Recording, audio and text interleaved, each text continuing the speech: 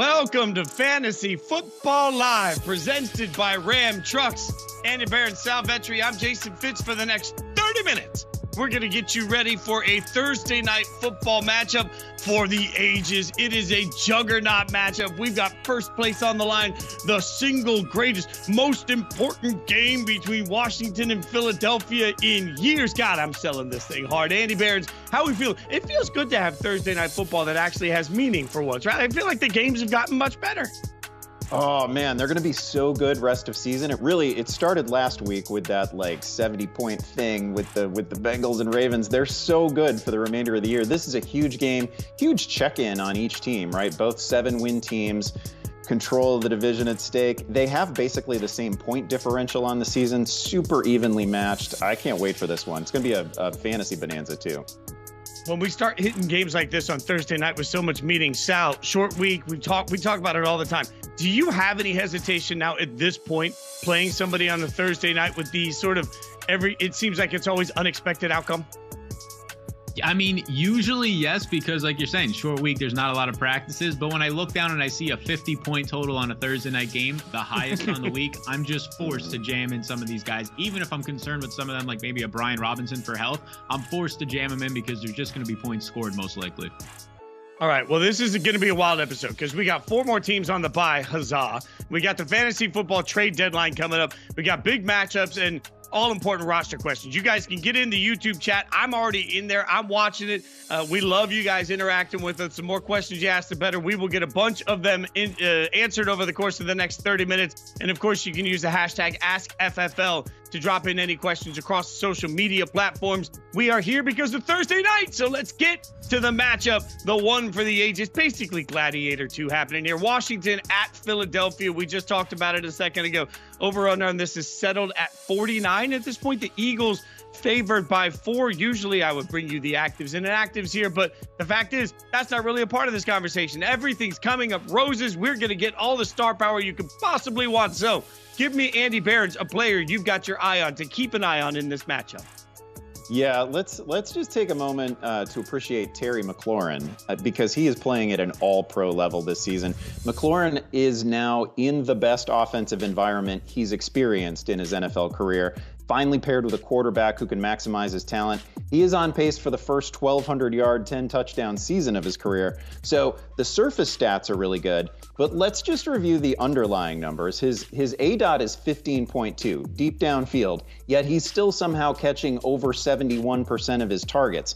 McLaurin is averaging 2.42 yards per route run, according to PFF. That's among the best in the league. Also leads all receivers in contested catches. Just in case you thought that he only won with speed, no, he's caught 17 of 23 contested balls, which is just silly. His passer rating when targeted is over 130, again, near the top of the league. We've already seen McLaurin have big games in challenging matchups this season, so we're past the point of worrying about quality of opponent with him. He's just a true matchup-proof wide receiver 1 right now and rest of season. I don't know why we've hesitated for so long as a football community to just embrace the greatness of Scary Terry. I'm just saying, whether we're talking about fantasy, whether we're talking about the football and analysts, I just don't understand why he doesn't get more hype. Sal, give me somebody you've got your eye on.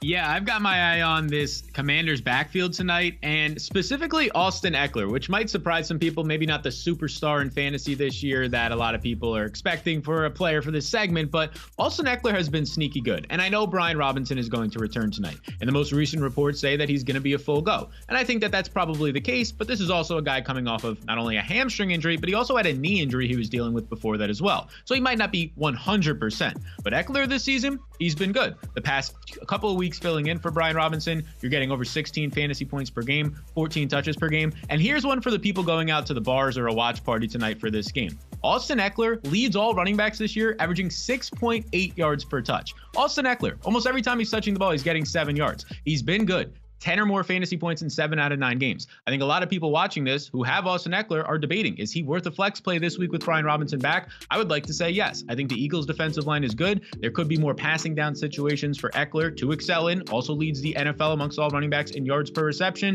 Ekeler is somebody I want in my lineups tonight. I think he's flex worthy and he's somebody I'm watching. That makes me so happy since I'm playing him in all of my leagues tonight. Sometimes you just got to do what you got to do. Okay, you guys forgot there are two teams involved in this matchup. Obviously, I'll give you a little bit of Eagles love here to A.J. Brown. I know that's not a hot take, but let's be real here. If the Eagles are going to have a chance to be able to win this game in every possible way they want to be explosive offensively. But we know Washington's going to have to decide what they want to take away. They got a much better chance of at least focusing on Saquon, and then that means that the back end of their defense, which has been susceptible, will be susceptible again. Here's some numbers for you. 44, 41, 40, 67. What are those? Those are the long receptions in 4 of the last 6 games for A.J. Brown. He doesn't need a ton of targets to get a ton of yards. So I look at this and say, man, against a Washington Commanders defense that can get got on the backside of that defense if they can't get home, with an Eagles team that's going to be focused, I think, on running the football, it's going to create huge opportunities for big plays for A.J. Brown, and those big plays turn into big points. I love A.J. Brown in this matchup to score a bunch of points and to score some touchdowns in this game. Okay, from there, we'll go to some props, since we want to try and find a way to help you make some money out of the gates. Let's bring in the noise, bring in the funk, and bring in the props. So as in we all got them. Like last week, yet again, we continue to just listen to this show, and all we're going to do is help you get rich. Okay, Sal, let's keep it continuing. What do you got for us on a prop you like? A disclaimer, I'm not a financial advisor, but I am taking Terry McLaurin for more than 4.5 receptions tonight. Everything that Andy just said about Terry McLaurin has me even more excited. I might go back to the market in the book tonight and place another bet on the same exact play. Look, Terry McLaurin, he's winning downfield, like Andy was mentioning. He's 6th in the NFL in deep targets. He's 4th in air yards. But we're also seeing a nice balance of just precision receptions within the first 5 to 10 yards from a quality quarterback in Jayden Daniels right now. That balance is giving him a floor and ceiling, not only in fantasy, but in the prop market. Right now, his line is 4.5 receptions. He's had 4 or more catches in 8 out of his last 9 games, and tonight he faces the Eagles. For the most part, they play pretty balanced on defense when it comes to man versus zone compared to the NFL average, but one place where they stand out, they play a lot of cover 6 and cover 4, top 3 in the NFL. Terry McLaurin in similar matchups this season against those coverages averages 6 receptions per game. Go ahead and take the over here. I love that. Awesome. Look, you guys are backing each other up on the hot takes. Andy, give us a prop that you like in this one. Yeah, I feel like a McLaurin over pairs pretty well with a Jayden Daniels over. So give me the over on 221.5 passing yards. First of all, if we back out the one game in which Daniels started but didn't finish and barely played, he's averaging almost 240 passing yards per game. So he's way over this total.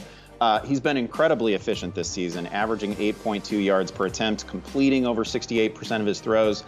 I appreciate that the Eagles defense has strung together some excellent performances in recent weeks, but let's remember that those games have come against the Cooper Rush Cowboys, the Jaguars, the Giants, the Deshaun Watson Browns. This is such a manageable number for Daniels, one that all the best quarterbacks on the Eagles schedule have hit against them. This is also not a training wheels offense that Daniels is running. We're getting downfield shots, 30-plus attempts per game. This passing total, to me, honestly feels a little bit disrespectful toward Daniels. Again, it's not even close to his typical performance. I think he goes over.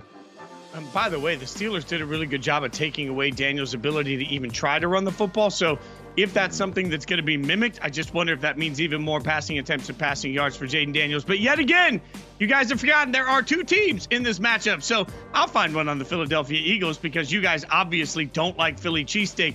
I'm giving all the love. My cheesesteak love goes to Saquon. Over 93.5 rushing yards is a beefy number. I know it's a beefy number, but here's the thing.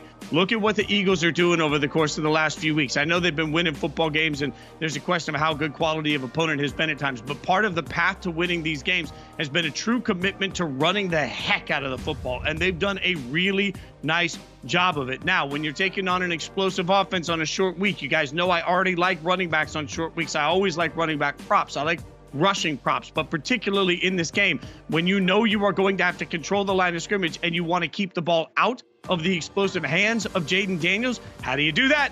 You run the football. I think they're going to simplify some of this game plan. Like I said earlier, I think big, long shots for A.J. Brown exist, but they exist in part because they are going to hammer Saquon. Saquon's going to get a bunch of carries, which to me means a bunch of yards because he is still that stinking good. I like 93.5's heavy. It's beefy, but I'm not afraid of the beef. Let's bring it on.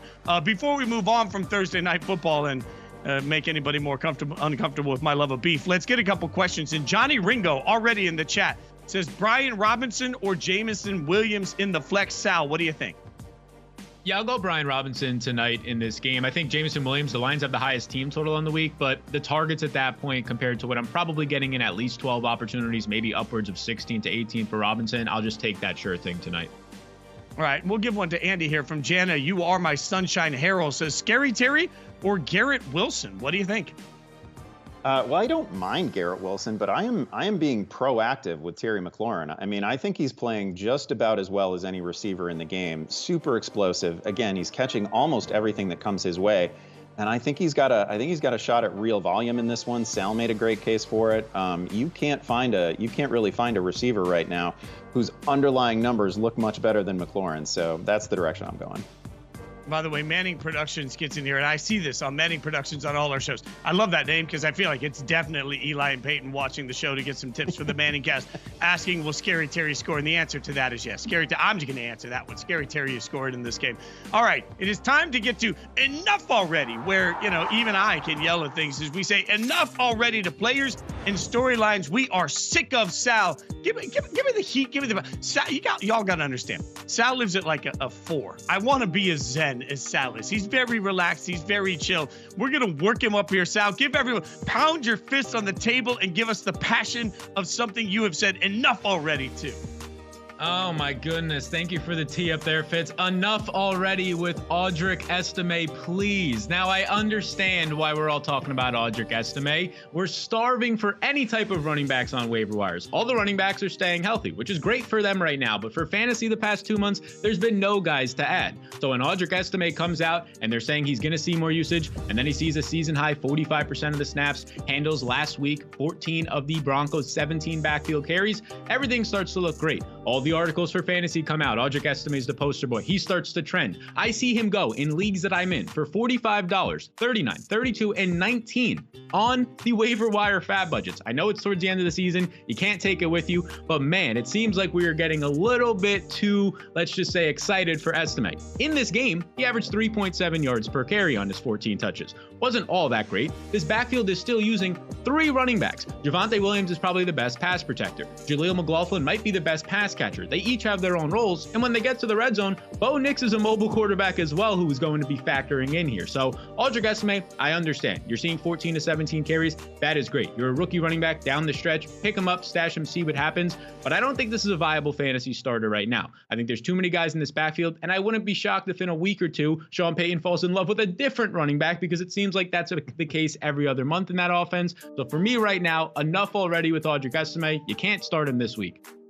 Oh, I got the goosebumps from Sal going off. Andy Behrens, give us an enough already.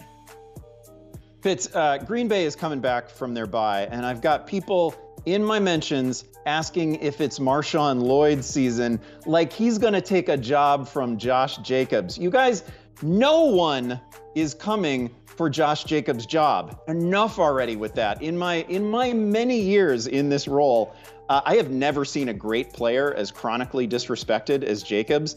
The same people who love to rattle off advanced stats about other running backs seem to suddenly not care about those same metrics when discussing Jacobs, okay? But here are the facts. Jacobs has ranked at or near the top of the league in forcing missed tackles in every healthy season of his career. Right now, in fact, Jacobs is 6th in missed tackles and also 6th in yards after contact per carry. He has 20 runs of 10 or more yards. That is tied for 4th in the league, the same as Jahmyr Gibbs. Jacobs is also averaging almost 5 yards per carry on the season, so I don't know what you people are dissatisfied with. Possibly the fact that he's a little light on touchdowns, but the offense is great, so the TDs are going to come in time. I will never understand why we're always trying to get teams to move on from Jacobs, who is definitively one of the league's difference-making running backs. I will tolerate no more Jacobs disrespect. If only, and I can't imagine a real football team deciding to move on from Josh Jacobs. Oh, gosh, this is why I drink. I wish. All right. Let's get to Make Your Pick, where we help you guys with some of your fantasy football questions out there that you have submitted to us across social media. Keep them coming in the YouTube chat. I promise I got my eyes on it. We'll keep getting those answered. But the first question comes from Kenneth Ghoul. That's how we're going to say that. I don't know why, Kenneth. I don't know how to pronounce your last name, but I'm going to say this. Half PPR, I need to start 3 of Brian Thomas, Devonta Smith, JSN, and Jawan Jennings. What do you think, Sal? Yeah, I'm going to be going most definitely here. Jawan Jennings, I'm maybe the highest in this entire industry on right now. I think he's a top 24 wide receiver the rest of the way. He filled into that Brandon Ayuk role last week for the 49ers and just looked phenomenal. Another nice matchup against the Seahawks. Devonta Smith tonight is a start for me. I know he's coming off of a 14-yard game last week, but don't let that recency bias cloud you from what is a very strong season for Devonta Smith. 85 yards in back-to-back games and a plus matchup before this past week. And then it comes down to Brian Thomas and Jackson Smith and Jigba. DK Metcalf's going to be returning, but I still want JSN here. I just can't start Brian Thomas right now. Not only do I think he's still dealing with some sort of chest injury here, but you have Mac Jones. Trevor Lawrence already ruled out, maybe for the rest of the season, and Brian Thomas at this point is like the worst fit wide receiver for Mac Jones. Mac Jones is a short area target to throw to. The opposite is true for Brian Thomas. He's a downfield guy who wins with speed, not the fit for Mac Jones. Season low 3 targets last week. I got to sit Brian Thomas.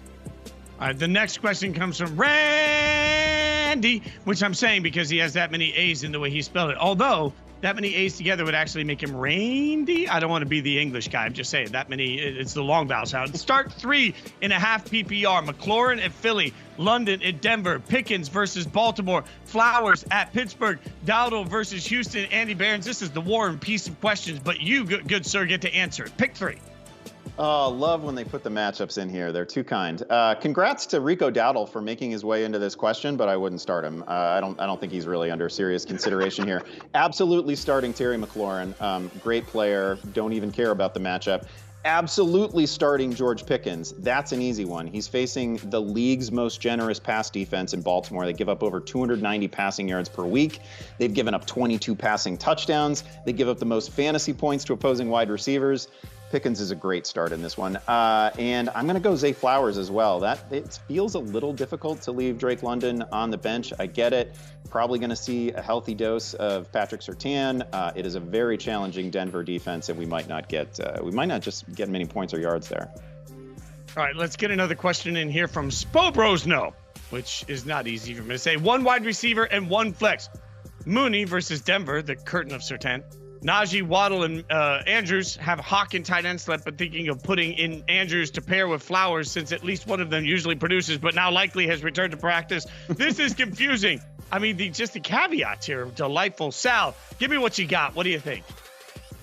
Yeah, I mean, some guys in tough matchups here, and you point out that Andrews, look, he ran 85% of the routes last week, but if Likely comes back, I think that's going to go down. So I'm going to take the wide receivers here. I know it's a tougher matchup for Mooney. He'll probably move into the slot for 30 to 40% of that game, which ensures him not seeing Patrick Surtain. And then I'm also going to go with Jalen Waddle. Now, I know it's not the greatest season for Waddle, but he's coming off of a game where it was quietly a nice game on Monday Night Football, led the team in target share. He was a dropped reception away for going for 75 yards, which is something we haven't seen most of the year for him. And I just like his matchup more than Najee Harris getting the Ravens, who allow the fewest rushing yards per game.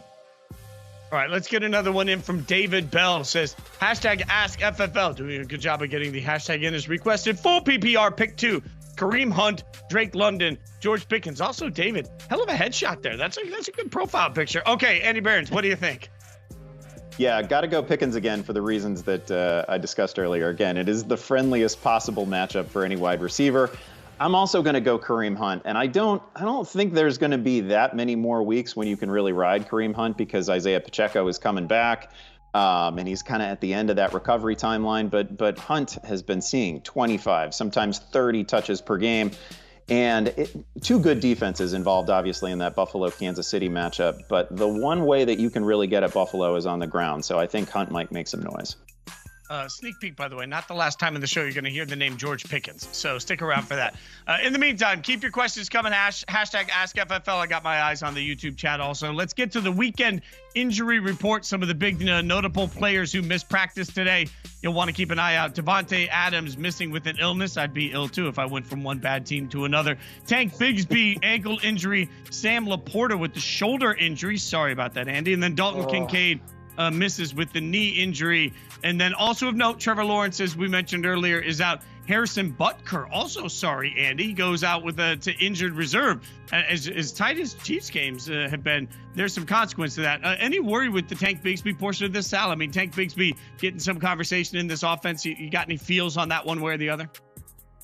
Yeah, I mean, he came out early last week. He was able to return, but then we didn't really see much of him in that one. I mean, if you're a Travis Etienne fantasy manager, maybe this is your window for him to get back involved in an offense. I'm not too confident in that offense led by Mac Jones, but if they're going to play from behind in this game as underdogs, a couple of check down opportunities can get you there. I do think it makes Etienne a flex option. Bigsby either way now without the passing game usage is tough in this offense without Lawrence. Well, Jags conversations don't give you good feels, but the next segment will, because it's time to turn to our fantasy game changers for this week, powered by Ram Trucks, where we're identifying some of the most impactful players in one of the top fantasy matchups on the schedule. You guessed it. We've made it this far in. I cannot believe we haven't mentioned this game yet. Buffalo, Kansas City. The game is in Buffalo, 50 degrees with the chance of showers, which frankly at this time of year is very lucky weather.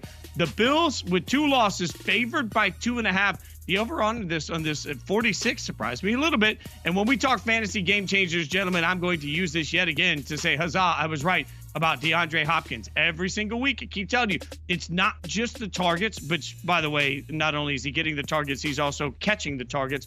It's what it's doing to the depth of offense that's really going to be significant here. Every single week, we're seeing a little bit more depth in the routes for DeAndre Hopkins. We're seeing a little bit more trust with Patrick Mahomes. And frankly, the Chiefs have their receiver. It's only going to continue. And if they're going to win games, which they're going to need DeAndre Hopkins to be big. Also, what do we see? We finally have seen, okay, this offense may have games where they need to score points. This is going to be one of those. Buffalo can get after this defense. No, even though the Chiefs defense is great. That means Hopkins is going to have a big game. I believe the Bills will be keyed on Travis Kelce, as they should be. That creates opportunity for Hopkins. He is a fantasy game changer for me. Andy Behrens, who do you got? Yeah, I want to talk about Khalil Shakir, who has just been unreasonably good this season for a team that desperately needs someone in the receiving room to provide consistency and reliability. He has caught 48 of his 54 targets so far this year, which is 89%. That's an outrageous rate for a wide receiver. Shakir is averaging 8.5 yards after catch per reception, one of the best in the league, and he's forced a league-high 15 missed tackles on his receptions. Hasn't yet dropped a pass. He's among the leaders in yards per route run. Basically, he's having the same hyper-efficient season that he gave us last year, but he's doing it on much greater volume.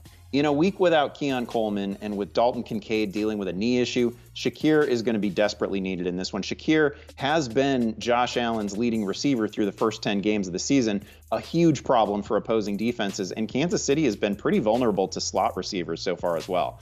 Shakir came up big the last time Buffalo and Kansas City met in the playoffs last year, caught 7 balls, scored a go-ahead touchdown. He was a game changer then, and he can be a game changer this week. All right, Sal, give us your game changer in this one.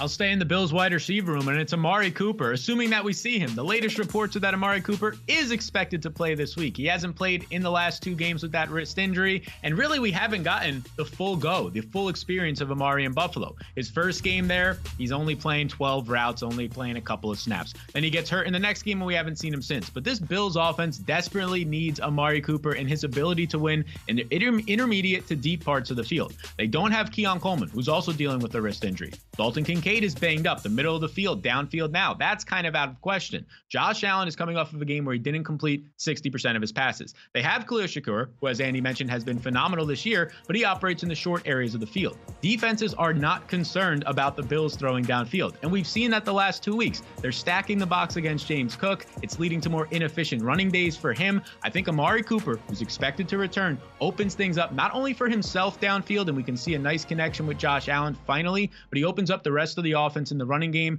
and that's desperately what the Bills need if they want to win this game. I think Amari Cooper's presence is a fantasy game changer. All right, let's get to bold predictions. You know how this works, Week 11. This is where Andy Behrens tells you somebody's going to kick field goals. No, I kid. Andy Behrens, you're going to come in with the heat. Give us your bold prediction going into Week 11, good sir. Yeah, you teased it earlier. This is about George Pickens. And listen, it's always kind of an adventure with George Pickens. There's always a moment of weirdness in there somewhere, but he is simply one of the most talented receivers in the game. Pickens is thriving with Russell Wilson at quarterback too. Over 70 receiving yards in all 3 games, 280 total yards, couple of touchdowns in three contests with Wilson. This week, the wide receiver 1 overall title is definitely in play for Pickens because he gets a date with the Ravens defense. That group allows the most passing yards per game, the most passing scores on the season. We all just saw what Jamar Chase did to the Ravens last Thursday, and I'm not exactly promising that Pickens is going to do exactly the same thing, but he's going to be really good. 2 touchdowns is certainly in play. 120 plus receiving yards, definitely in play. Baltimore has already allowed 5 individual 100-yard receiving performances and 8 players to go over 80 yards against them. Pickens just getting started too, because his rest of season schedule is super friendly. It's a bunch of division opponents. He's got Baltimore on there twice. You have a couple days remaining before the Yahoo default fantasy trade deadline, so you can go make a play for him right now. This week, again, overall wide receiver 1. I love that. By the way, don't make it a drinking game every time you hear the phrase moonball with the Russell Wilson deep ball, because you won't make it through a Steelers game. You just won't do it. All right, I'll give you a bold prediction other than that one.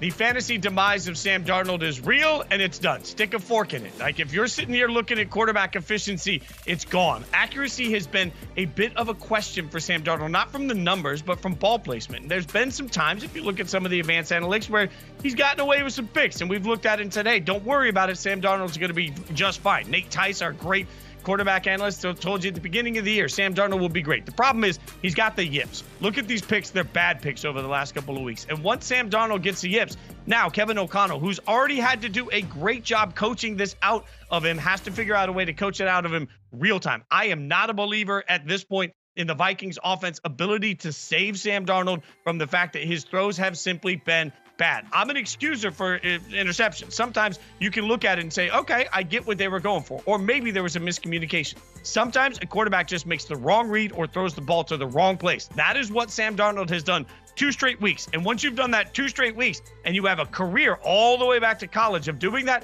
I am nervous. Just jump ship at this point. Bail out. There is no hope coming for you in the form of Sam Darnold. All right, Sal, give us what you got.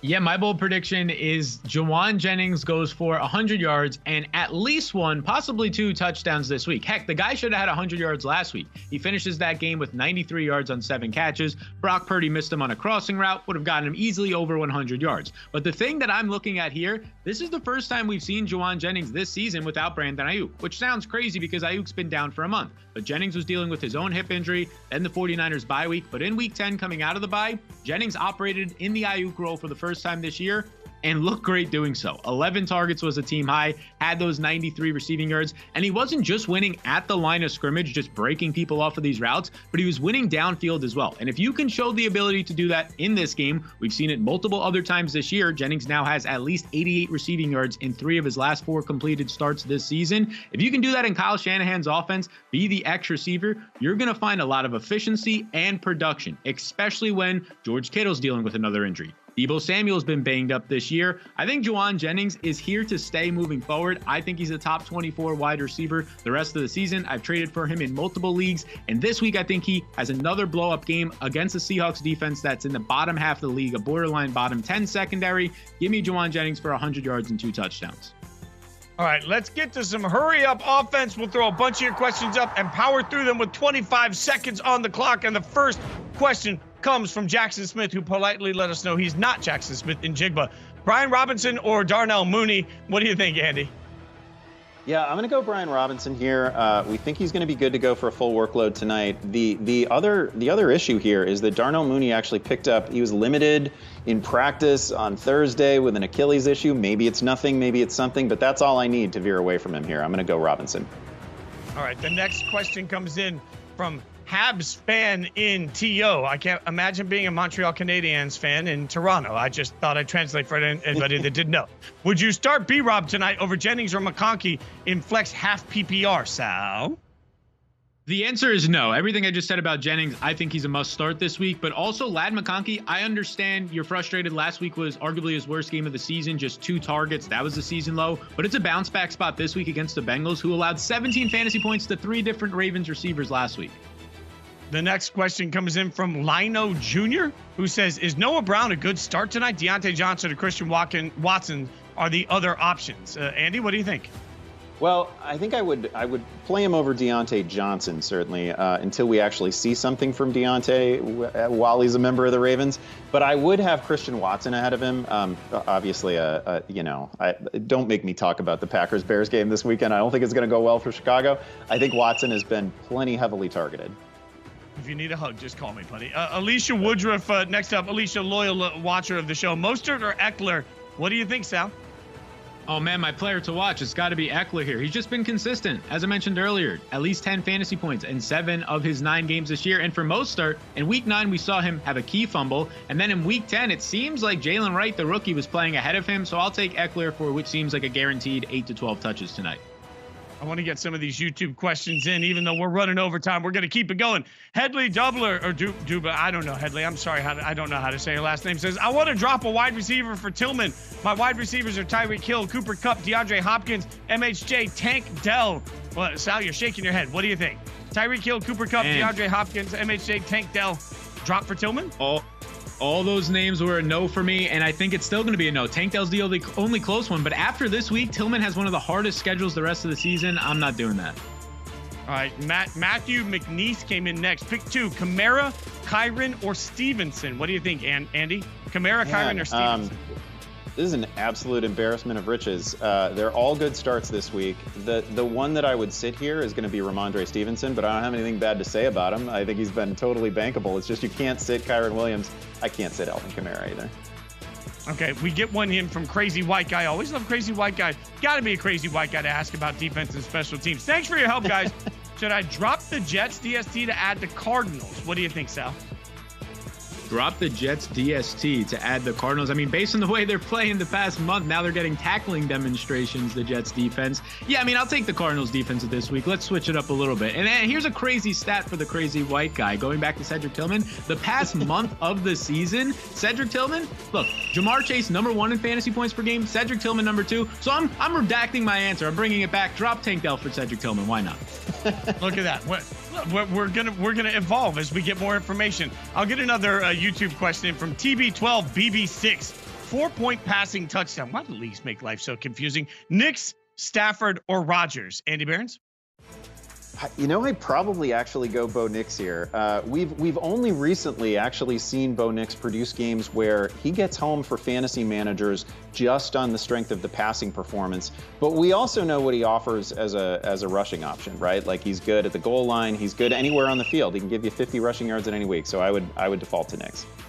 Look at that. We wouldn't have a show if it weren't for you guys chiming in on YouTube. We appreciate so much the time that you spend with us every single week. Remember, we're back on Sundays from noon to 1 p.m. Eastern, getting you a full hour with the latest, greatest updates and all of your questions answered there. It takes a whole village that works their tails off. We appreciate every one of them that make this show look and sound spectacular, because all it makes us do is be pretty. Thank you guys so much for hanging out with us. On behalf of Andy Behrens and Sal Vetri, I'm Jason Fitz. Thanks for watching Fantasy Football Live, presented by Ram Trucks. Come back Sunday, come back Thursday. We're always here.